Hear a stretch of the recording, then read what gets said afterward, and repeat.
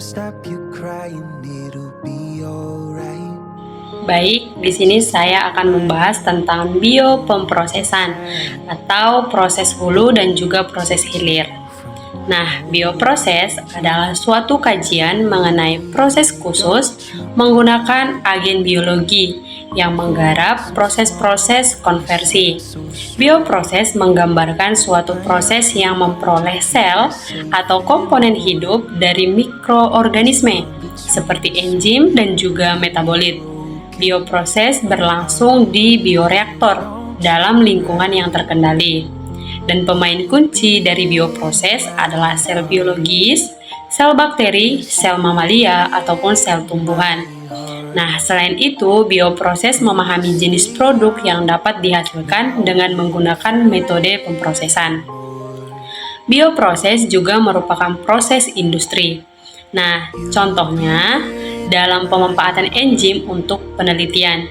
Jika enzim yang dibutuhkan dalam skala kecil, maka dapat dilakukan metode cloning, yakni dengan mengkloning gen dan mentransfeksi plasmid rekombinan menjadi bakteri.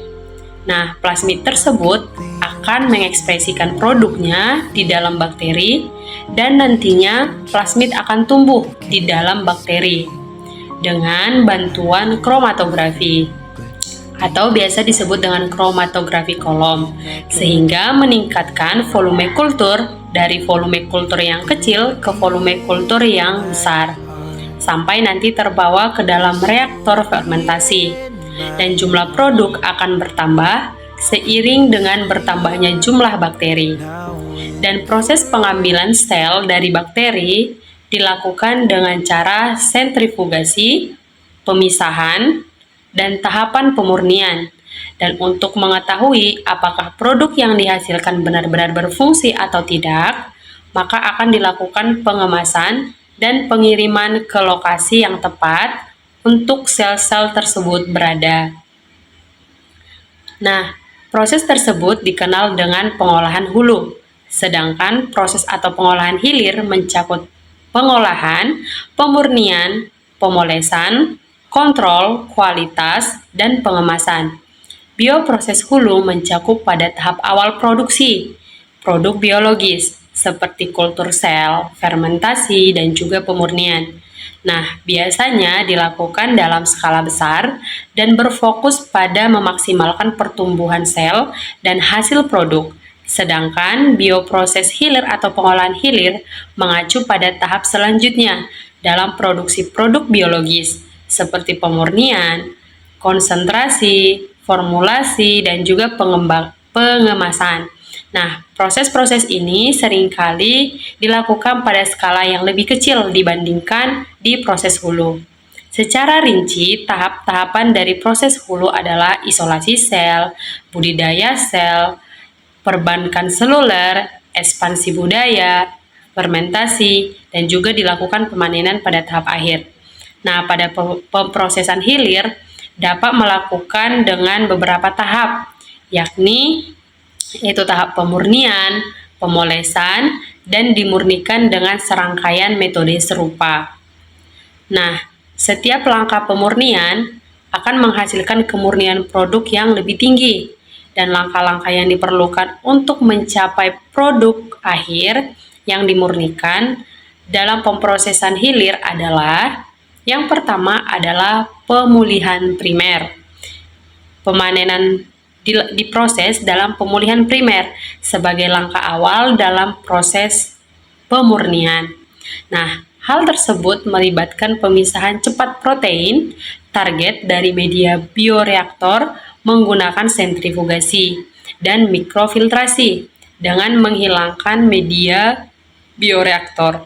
Nah, produk dilindungi dari degradasi oleh enzim proteolitik. Selanjutnya dilakukan serangkaian langkah kromatografi untuk pemurnian lebih lanjut dan dapat bergantian dengan langkah filtrasi. Nah, yang tahap kedua itu ada tahap penangkapan, yaitu pemulihan primer diikuti dengan tahap penangkapan, di mana produk target akan diisolasi dan dikonsentrasikan. Hal ini dapat dilakukan dengan cara kromatografi. Tahap ini biasanya mencakup 3 langkah kromatografi, yaitu kromatografi afinitas, pertukaran ion, dan kromatografi filtrasi gel. Yang ketiga adalah pemurnian menengah. Pemurnian menengah bertujuan untuk menghilangkan sebagian besar pengotor, seperti protein lain, asam nukleat, dan endotoksin, dan untuk lebih memekatkan produk dengan kromatografi. Yang keempat itu pemolesan sebagai langkah terakhir dalam strategi pemurnian. Itu dilakukan pemolesan untuk menghilangkan sejumlah kecil pengotor yang tersisa. Pada langkah pemolesan ini, kemurnian akhir akan tercapai setelah semua langkah kromatografi dan langkah filtrasi telah selesai dilakukan. Nah, semua kotoran akan dihilangkan, termasuk virus yang menginfeksi mamalia, bakteri patogen, dan juga endotoksin. Bahasan selanjutnya adalah tentang jenis-jenis dari bioreaktor. Nah, bioreaktor adalah nama lain dari fermentor yang di dalamnya semua reaksi kimia terjadi yang menggantikan substrat menjadi produk dengan adanya mikroorganisme. Nah, jenis bioreaktor akan bervariasi berdasarkan jenis fermentasi yang diperlukan. Nah, contohnya tipikal bioreaktor industri dalam produksi memerlukan agitasi dan pencampuran udara. Nah, kita akan bahas jenis-jenis dari bioreaktor. Yang pertama, bioreaktor pengangkat udara. Bioreaktor pengangkat udara dapat dianggap sebagai variasi khusus dari bioreaktor enfluidisasi. Biasanya berisi tabung draft gas loop internal di dalam kolom. Bioreaktor pengangkutan udara bekerja dengan mengaduk zat yang dikultur menggunakan gas. Udara atau gas dimasukkan melalui cincin Sprague ke bagian bawah tabung konsentris yang mengarahkan sirkulasi gelembung udara dan juga cairan. Nah, di bagian atas bioreaktor terdapat pemisahan gas untuk menghilangkan zat gas, dan gelembung udara akan mengalir ke atas di dalam tabung draft pusat. Nah, beberapa dari gelembung itu menyatu di bagian atas kolom dan sekaligus keluar, dan yang lain akan mengikuti cairan yang telah dihilangkan gasnya dan bersirkulasi ke bawah dari area di luar tabung draft bioreaktor. Yang selanjutnya adalah bioreaktor tangki berpengaduk. Bioreaktor tangki berpengaduk dilengkapi dengan impeller untuk menghomogenisasi media kultur dan untuk mengalirkan oksigen ke sel. Reaktor tangki berpengaduk adalah bioreaktor yang paling banyak digunakan. Nah, tujuan penggunaan bioreaktor tangki pengaduk adalah untuk memastikan bahwa proses pada volume yang lebih kecil dapat mewakili volume yang lebih besar. Yang ketiga adalah bioreaktor rocker.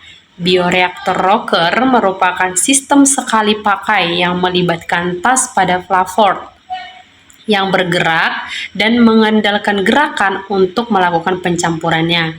Nah, oksigen berdifusi melalui headspace, melalui antarmuka cairan gas karena bioreaktor ini tidak dilengkapi dengan Sprague.